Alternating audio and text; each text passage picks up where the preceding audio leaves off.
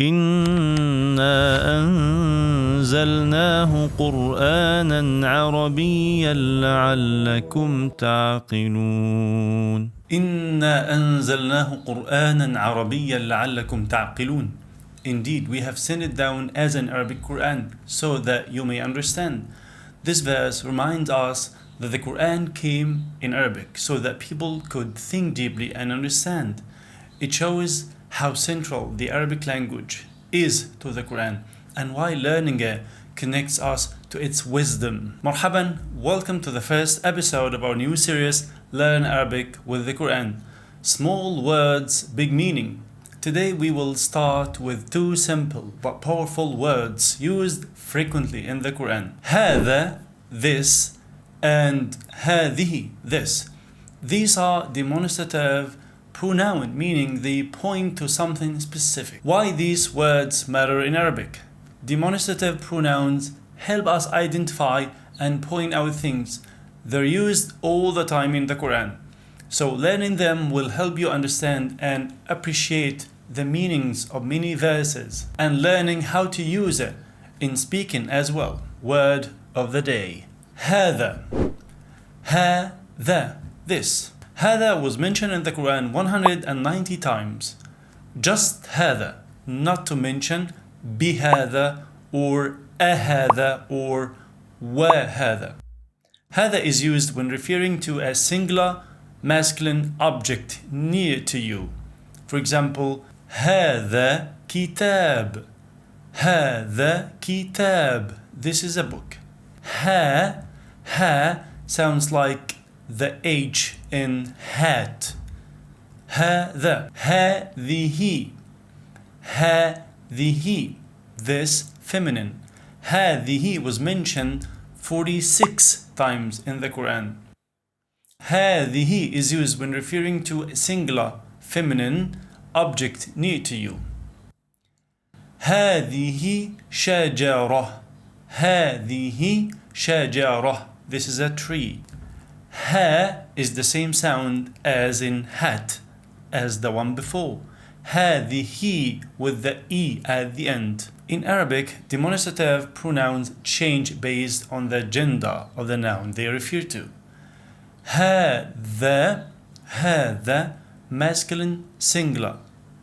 hādhihi, feminine singular. Now let's recite some examples from the Holy Quran and then we'll explain.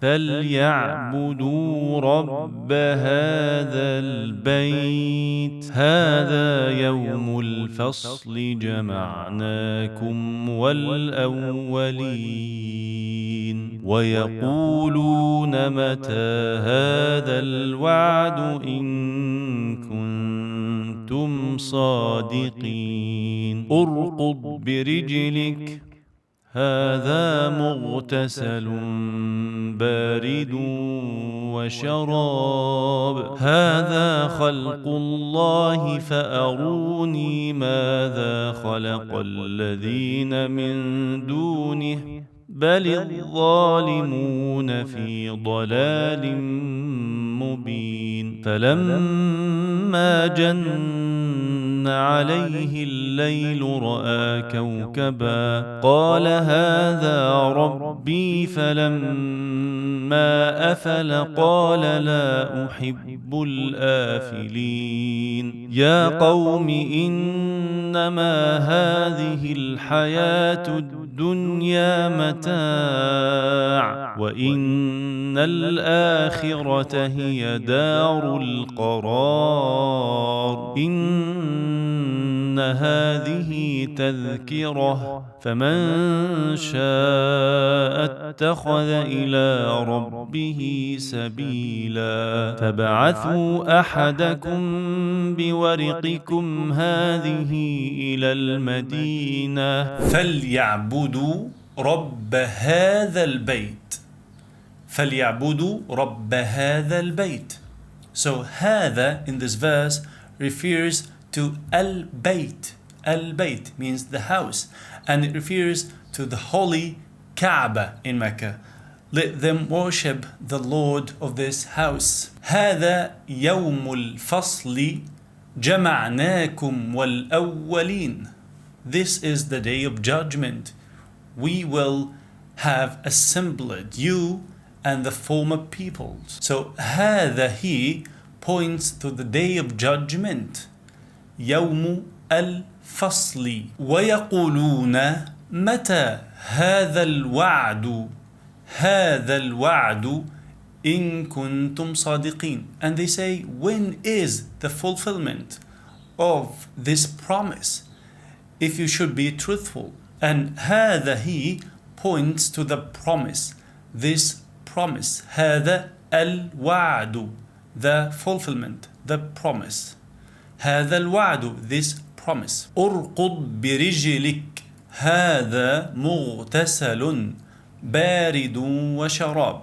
So he was told, strike the ground with your foot. This is a spring for a cool bath and drink. In this verse, هذا refers to the cool bath. هذا مغتسل. مغتسل. هذا خلق الله فأروني ماذا خلق الذين من دونه بل الظالمون في ضلال مبين. This is the creation of Allah. So show me what those other than Him have created. Rather, the wrongdoers are in clear error. And هذا he points to the creation of Allah.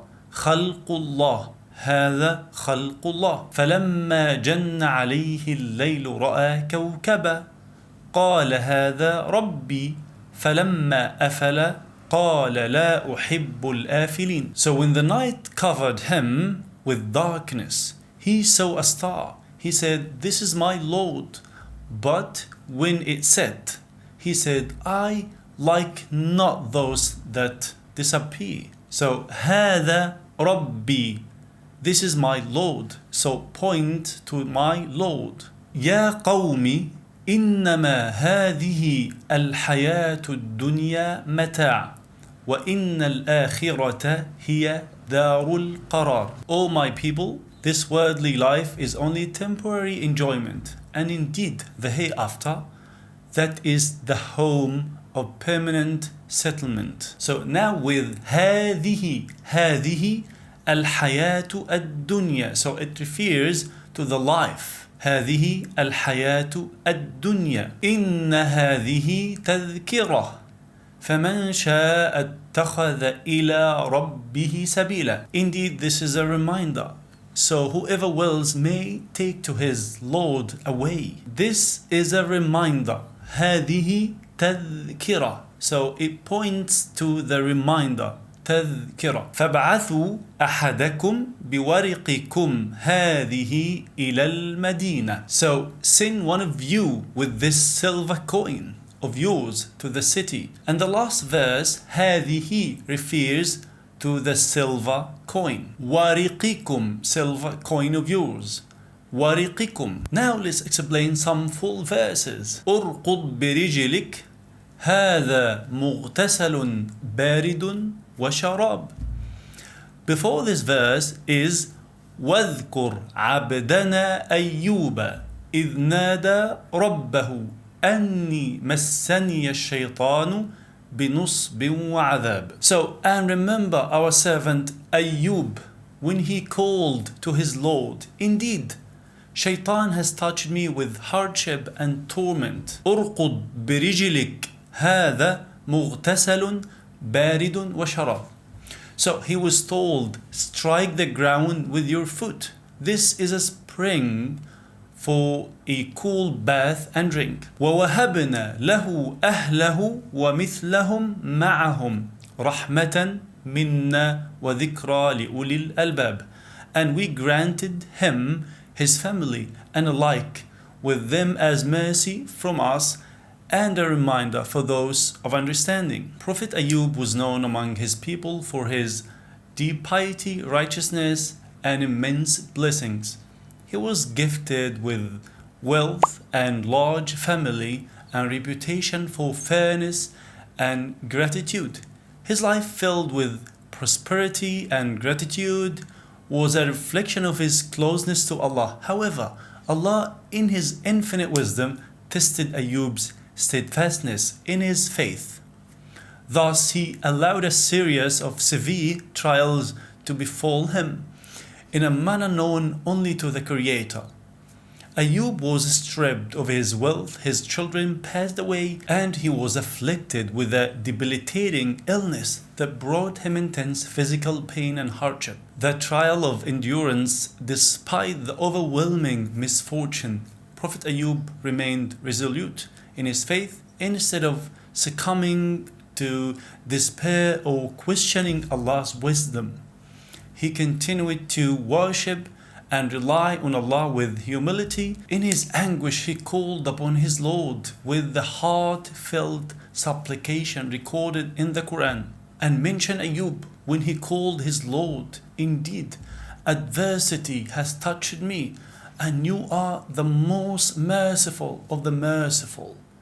This prayer not only exemplifies his deep trust in Allah, but also his recognition that even in moments of suffering, Allah's mercy is all-encompassing. Divine response and healing moved by Ayyub's sincere supplication and his enduring patience. Allah responded with compassion.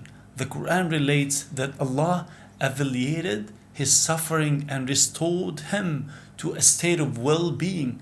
So we answered his call and removed the adversity from him, and we restored his family to him as a mercy from us and a reminder for those of understanding. According to Islamic tradition and exegesis, a significant moment of his divine intervention occurred when Allah commanded Ayyub to strike the ground with his foot.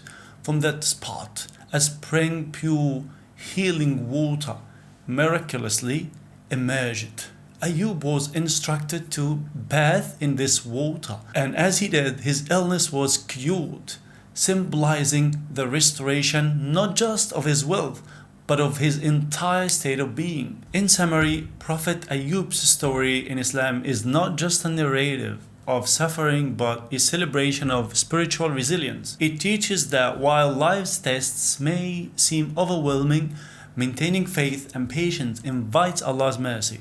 His journey from hardship to healing is a beacon of hope for all believers, encouraging them to trust in the divine wisdom and compassion of their Creator. This story, deeply rooted in Quranic references and the rich heritage of Islamic exegesis, continues to inspire people around the world to remain steadfast and hopeful, regardless of the challenges that may face.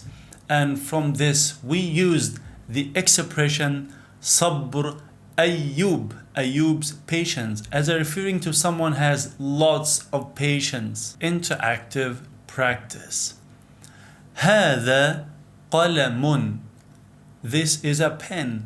هذا قلم. هذه حقيبة. This is a bag. هذه حقيبة. هذا بيت. This is a house. هذا بيت. هذه وردة. This is a flower. هذه وردة. Now I'll show you some flashcards of images of various objects.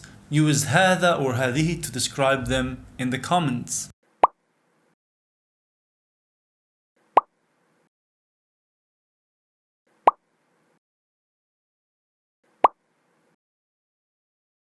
Interactive challenge. Now it's your turn. Find another verse in the Quran where hādhā or hādhihi is used and share it in the comments. Thank you for joining me today's episode. Keep practicing and remember, every word in the Quran has a significance. If you enjoyed this lesson, don't forget to like, comment and subscribe. I'll see you in the next episode.